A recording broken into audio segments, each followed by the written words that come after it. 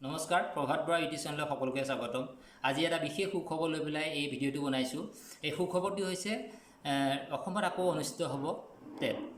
এই টেটৰ যোৱাকালি 4 আগষ্টত শিক্ষামন্ত্ৰী মহোদয়ে তেওঁ সদৰি কৰিছে সংবাদমেল যোগে যে ৰাজ্যত 1464টা পাৰ্বত্য জনজাতীয় কাৰণে কি আছে যি পোষ্ট খালী হৈ আছে LP UPত।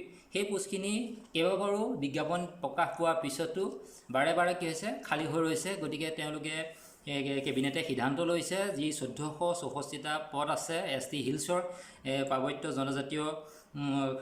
জনজাতিৰ খালী পদ আছে, সেই পদখিনি পূৰণৰ ব্যৱস্থা কৰিছে। গতিকে তাত এই টেটটোত কি হৈছে অসমীয়া মাধ্যমৰ উপৰিও ইয়াত উপলব্ধ হ'ব বড়ো মিডিয়াম, গাৰো মিডিয়াম আৰু মণিপুৰী।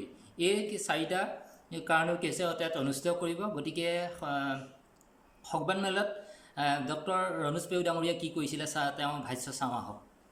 কথা আছে এইটো হ'ল যে আমাৰ 1464টা পদ পাৰ্বত্য অনুসূচিত জনজাতিৰ বাবে সংৰক্ষিত আছিল।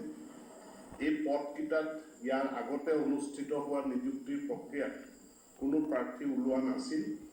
গতিকে আজি কেবিনেটে সিদ্ধান্ত গ্ৰহণ কৰিছে যে নিযুক্তি প্ৰক্ৰিয়াৰ সমান্তৰালকৈ অনুসূচিত জনজাতি পাৰ্বত্যৰ বাবে খালী হৈ থকা পদখিনিৰ কাৰণে বিশেষ এটা টেট পৰীক্ষা অসম চৰকাৰে অনুষ্ঠিত কৰিব।